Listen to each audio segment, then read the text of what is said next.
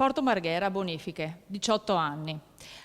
Siamo ancora al punto di partenza praticamente. Noi abbiamo fatto come Grilli Venezia un dossier dove mostriamo con questa mappa, dove è abbastanza chiaro trovare, le aree appunto di non marginamento e in alcuni tratti anche aree proprio in disfacimento.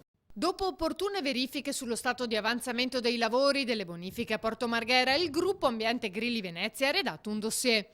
È un lavoro che abbiamo iniziato 9 mesi fa con osservazioni proprio puntuali in barca e in automobile. Ci sono diversi punti critici, abbiamo trovato che sono delle aree non marginate, delle aree che sono state un pochino, sono degradate, quindi abbiamo visto ruggine, palancole in una situazione abbastanza messe male. Il dossier con tanto di documentazione video sarà consegnato a prefetto, comune e regione. Ci sono delle aree che risultano collaudate, ma i lavori non ci sono. Noi chiediamo come mai che ci venga dato atto e quindi questo lo chiediamo a tutte le autorità.